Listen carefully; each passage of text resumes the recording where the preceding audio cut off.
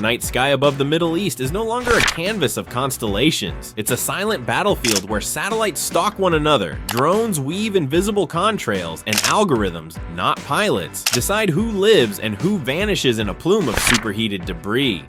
Strategic shakeups in the sky. The transformation has been sudden and startling. On May 5th, 2025, commercial satellites photographed roughly 40 US warplanes lined up wingtip to wingtip at Qatar's Al Udeid Air Base. 2 weeks later, a new satellite pass revealed just 3 stragglers and acres of bare tarmac. Analysts concluded that the Pentagon had quietly dispersed its bombers and tankers to harder-to-hit locations after Iran warned Washington not to interfere with Israel's escalating campaign against Iranian nuclear sites. Those Israeli strikes were anything but hypothetical. Maxar satellite imagery from 20 June showed one Iranian F-14 Tomcat reduced to a blackened skeleton and another badly scorched at Tehran's Mehrabad airport. It was yet another trophy in an Israeli drone campaign that has destroyed radar stations, fuel depots, and Air Force assets far inside Iranian territory. Nearly 45 years ago, the United States sold those same F-14s to Iran under the Shah's regime. Now Israel is quietly retiring them one by one, without even sending a pilot into Iranian airspace. Satellites as swords and shields. In this shadow conflict, satellites function as both swords and shields. Israel's powerful optical spy satellite, Ophek-16, launched in July 2020, orbits the Earth every 94 minutes, capable of resolving objects as small as 50 centimeters from a height of 600 kilometers. That's enough resolution to detect new missile gantries or identify when the doors of an aircraft shelter are cracked open. Complementing this are Israel's radar imaging satellites like Texar, which can see through cloud cover and at night. These radar images are crucial for all weather, around-the-clock surveillance. Every new satellite pass feeds fresh data into Israel's AI-enhanced military intelligence operations, particularly within the elite cyber intelligence unit known as Unit 8200. Iran's orbital ambitions. While Israel's satellite program is advanced, Tehran is making progress of its own. The Revolutionary Guard successfully launched its Noor 3 satellite into orbit in September 2023 after Noor 1 and Noor 2 demonstrated basic orbital imaging capabilities. Though Noor 3 can only achieve about 4-meter ground resolution, it marks a symbolic and technical leap, the homegrown ability to gather military-grade imagery from space. Iran's military officials have hinted at more launches.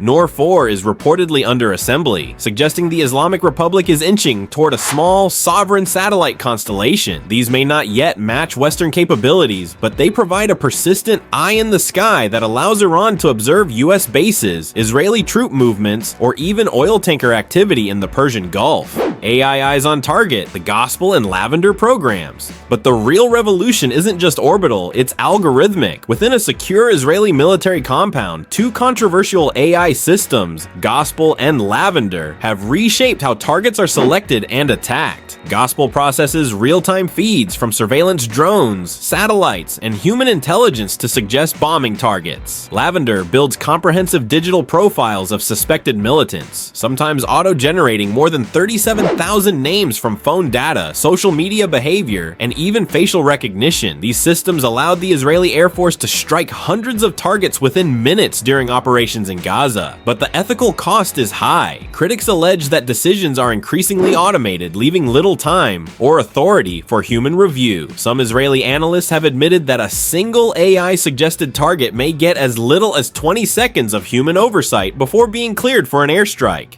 The civilian cost of algorithmic warfare. Human rights groups and international observers are deeply alarmed. According to reports by The Guardian, Plus 972 magazine, and Human Rights Watch, the use of AI-assisted targeting contributed to thousands of civilian deaths in Gaza during the 2023 to 2024 operations. The IDF has defended its methodology, insisting it uses AI to minimize casualties and maximize operational success. But critics warn that the sheer speed and scale of automated targeting blurs the line between precision warfare and mass destruction. The risk, they argue, isn't just the possibility of a mistake, it's the probability of escalation. As AI increasingly takes the reins, the time between detection and destruction shrinks, and the margin for diplomatic de-escalation disappears. Commercial AI joins the fray. This is no longer just a government domain. Tech giants like Microsoft, Google, Amazon, and OpenAI have found themselves at the center of an ethical firestorm. Several employees at Microsoft and Google protested in 2024 to 2025 after discovering that their AI tools had been repurposed for military use in Gaza, including analyzing satellite imagery and recommending targets. At the same time, companies like Planet Labs are becoming indispensable military partners. In June 2025, Planet Labs signed a 7-figure contract with NATO to provide AI-enhanced imagery of conflict zones. Originally designed for environmental monitoring and agricultural surveying, Planet's satellite fleet is now a vital tool in modern warfare. Stratospheric surveillance and new frontiers. Satellites are being joined by new kinds of surveillance tools. Stratospheric drones and solar-powered high-altitude airships are filling the space between drones and satellites. Hovering at altitudes of 20 kilometers, these platforms can loiter for weeks, capturing persistent high-resolution imagery. Near-space surveillance, essentially pseudo-satellites, gives militaries real-time video of enemy territory without requiring overflight permission. The United States, Israel, and even some Gulf Cooperation Council countries are investing heavily in this capability: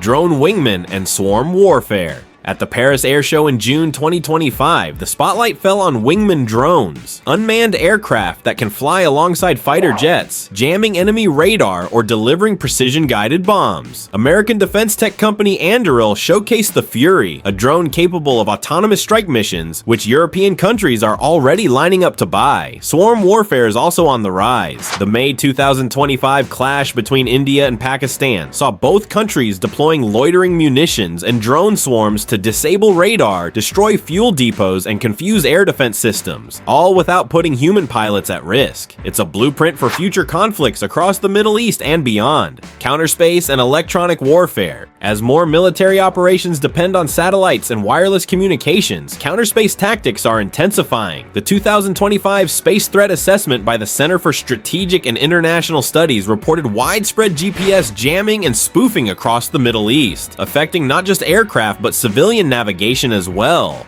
Meanwhile, US-Israel cooperation has hardened regional defenses. The Site 512 radar installation in Israel's Negev desert, a key early warning post for detecting Iranian missile launches, was expanded in 2023 to accommodate up to 1,000 personnel. Operated in cooperation with the US Missile Defense Agency, it plays a central role in intercepting ballistic and cruise missiles before they reach Israeli airspace. The UN's alarm and lack of regulation. As machines take over more battlefield roles, global institutions are beginning to worry. On the 19th of December 2024, the United Nations Security Council held its first formal debate on the use of artificial intelligence in warfare. UN Secretary General Antonio Guterres warned that AI is already making life or death decisions without adequate legal safeguards. Delegates from the US, China, and Russia all acknowledged the risk, but failed to agree on meaningful regulation. Critics say international law is lagging far behind military innovation. Most drone and AI systems are governed by vague rules or internal military doctrine, not formal treaties. This gap is especially dangerous in the Middle East, where escalation can unfold in minutes. A future written at machine speed. What does tomorrow look like in this evolving war zone? The next decade will likely bring denser constellations of microsatellites, faster AI targeting loops, and fully autonomous drone swarms. Military strategists are designing resilient satellite networks that can withstand jamming, laser attacks, and even direct kinetic strikes from space. Gulf states like the UAE and Saudi Arabia are pouring money into satellite development and AI labs, hoping to reduce their dependence on US technology. Iran is continuing to upgrade its indigenous drone factories, while Turkey and Israel are exporting autonomous weapons to allies from Azerbaijan to Ethiopia. Perhaps most worryingly, the tools of space war are becoming accessible to non-state actors. CubeSats can be ordered online. Facial recognition models and open-source mapping data can be combined with cheap drones to simulate the kind of targeting that once required an entire government.